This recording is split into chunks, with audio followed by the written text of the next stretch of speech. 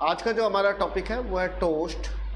Toast का मतलब होता है कोई भी, अगर आप देख रहे हैं शुरू से ही, अगर यूनिट वाइज देख रहे हैं तो किसी भी सूचना को अगर निश्चित समय के लिए अगर आप दिखाना चाहते हैं तो दिखाते ही वो डिसअपीयर हो जाए तब आप टोस्ट का यूज़ करते हैं। यूज़र इंटरेक्शन के लिए यूज़ में आता है, क्योंकि यूज़र जो भी इनपुट या आउटपुट जो भी दिखाना चाहता है वो टोस्ट की वजह से ही दिखाता है। टोस्ट ऑब्जेक्ट जो है इसके अंदर कांस्टेंट के भी उपयोग लिए जा सकते हैं, स्क्रीन के एंड में भी शो होता है और आप अपनी मर्ज़ी से भी टोस्ट बना सकते हैं, उसको चेंज कर सकते हैं, उसके लेआउट को बदल सकते हैं। एक तरह से पॉपअप मेनू होता है, स्मॉल पॉपअप मेनू।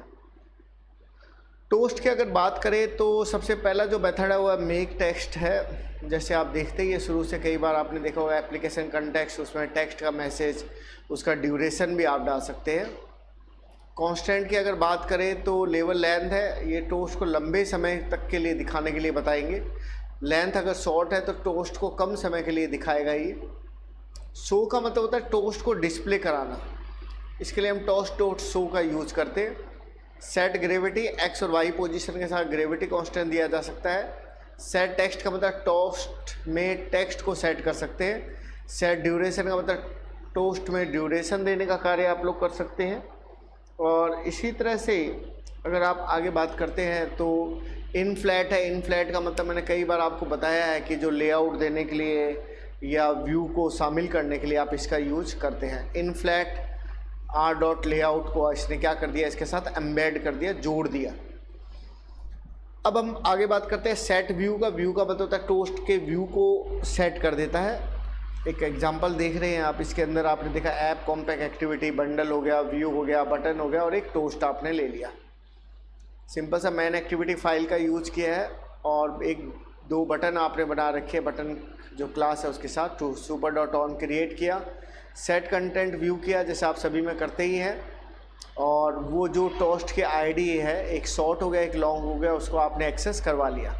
जैसे ही आप बटन पे क्लिक करेंगे तो ऑन क्लिक लिसनर के द्वारा ऑन क्लिक फंक्शन आपका क्या होगा, कॉल हो जाएगा।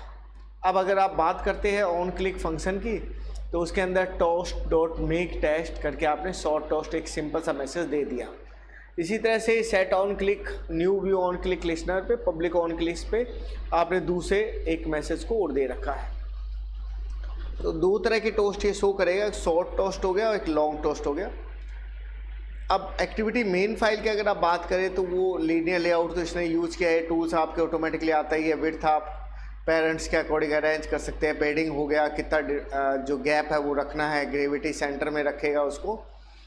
ओरिएंटेशन वर्टिकल है। मेन जो चीज़ है वो यही है कि आपकी जो एक्टिविटी फाइल है वो आप कौन सी यूज कर रहे हैं। एक बटन हो गया, बटन की आईडी आपने ले ली, फिर वही सेम लेआउट हो गया, हाइट हो गया, टेक्स्ट हो गया, बैकग्राउंड हो गया, उसका टेक्स्ट का कलर हो गया। इस तरह से आप एक बटन ले लिया, इसी तरह से आपने सेम जो है वो दूसरे बटन के लिए भी डेटा ले लिया। अब बात करते हैं अलार्म की। अगर आप किसी भी टाइम अलार्म का यूज करना चाहते हैं, जैसे मैंने आपको शुरू में बताया था, तब आप इसका यूज़ कर सकते हैं। इसमें AM और PM जो मोड है उसका भी आप यूज़ कर सकते हैं। टाइम पिकर की तरह ये काम करता है। सेट करंट आवर्स आपने करा तो जो भी आपका करंट आवर है उसको ये सेट कर देगा। इसमें केवल वैल्यू को दिया जाएगा। सेट करंट मिनट किया तो ये करंट मिनट को सेट कर देगा। इंटीजर के फॉर्मेट में आवर हो गया, मिनट हो गया। सेट 24 आवर के रूप में देखना है, AM PM मोड बदलना है। और इसी तरह से आवर जो है 24 आवर वाला लेना है तो 24 आवर आप लिख देंगे। Set on time change listener के द्वारा आप क्या कर सकते हैं, यूजर के अनुसार इसमें बदलाव कर सकते हैं। एट्रीब्यूट की अगर बात करते हैं तो इसके अंदर कौन कौन से एट्रीब्यूट पाए जाते हैं। एक तो इसके आईडी होगी जो टाइम पिकर के आईडी को चेंज करता है। टाइम पिकर मोड हो गया। क्लॉक जो है किस तरह की क्लॉक आप यूज़ करना चाहते हैं, उसके बैकग्राउंड के एट्रीब्यूट को भी आप बदल सकते हैं। पैडिंग हो गया, राइट, टॉप, लेफ़्ट, इस तरह से आप पैडिंग स्पेस डाल सकते हैं। अलार्म मैनेजर, पेंडिंग इंडेंट हो गया, कंटेंट हो गया, OS बंडल, व्यू, बटन और एडिट टेक्स्ट जो नॉर्मली आप यूज़ करते हैं। ऐप कॉम्पैक्ट एक्टिविटी आपने यूज़ किया और उसके बाद में आपने क्या किया, on create bundle, saved instance state. इसी तरह से सेव्ड इंस्टांस स्टेट में R dot layout activity main आपका आ गया। एक बटन आपने ऐड कर लिया और इसी तरह से ऑन क्लिक लिस्नर पे आपने ऑन क्लिक फंक्शन को क्या किया, कॉल किया, जिसमें स्टार्ट अलर्ट फंक्शन कॉल हो रहा है। अब स्टार्ट अलर्ट फंक्शन की अगर बात करें तो फाइंड व्यू आईडी करके आपने r.id टाइम को उठाया, टेक्स्ट डॉट गेट टेक्स्ट जो भी टाइमिंग आप डालेंगे वो आपका इंटीजर वैल्यू बन जाएगी। और इंटेंट पेंडिंग इंटेंट मैंने कई बार आपको बताया है कि ब्रॉडकास्ट को शामिल करने के लिए, ऐड करने के लिए उतने टाइमिंग का आपने उसमें डाल दिया है। अलार्म मैनेजर के द्वारा अलार्म को मैनेज करेंगे, इसे आपने बताया कि अलार्म की सर्विस आप क्या कर रहे हैं, प्रोवाइड करा रहे हैं। इसी तरह से जैसे ही वो सेट किया है वॉकअप टाइम जो है वो आपने ट्रिगर कर रखा है, करंट टाइम जो मिली सेकेंड है उसे आपने 1000 मिली सेकेंड से उसे मल्टीप्लाई कर दिया, मतलब 1 सेकेंड से अकॉर्डिंग वो सेट करेगा। जैसे ही वो रन होगा तो टाइमिंग का जो मैसेज है वो दे देगा। प्रैक्टिकली अगर आप इसको देखना चाहते तो प्रैक्टिकल वाला वीडियो देखें, उसमें और अच्छा समझ में आपको आ जाएगा। अब कौन कौन सी चीज़ें ज़रूरी है, एक तो आपको रिलेटिव लेआउट लिखना ज़रूरी है, बाकी ये चीज़ें आपके टूल्स कौन से हैं पेरेंट के अकॉर्डिंग अरेंज कर लेगा। कंटेंट आपको मेन एक्टिविटी हो गया, बटन आपका होना चाहिए, आईडी आपको याद रहनी चाहिए, टेक्स्ट हो गया, मैसेज हो गया, ये तो रैप कंटेंट आपके अकॉर्डिंग सेट कर देगा, लेआउट को सेट कर देगा। एडिट टेक्स्ट के अंदर एडिट की आईडी आपको याद रहनी चाहिए, रैप कंटेंट हो गया, ट्रू हो गया, ये सब मैसेज आपके नॉर्मली आ जाएंगे। अब बात करते हैं एडवांस लाइव फोल्डर की। लाइव फोल्डर भी एक पावरफुल फीचर है, इसमें आपके जो भी कंटेंट है उसको आप शो करवा सकते हैं। इसमें आपको फोल्डर का नाम हो गया, फोल्डर का आइकन हो गया, उसको किस मोड में दिखाना चाहते हैं, कैसे उसके कंटेंट को दिखाना चाहते हैं।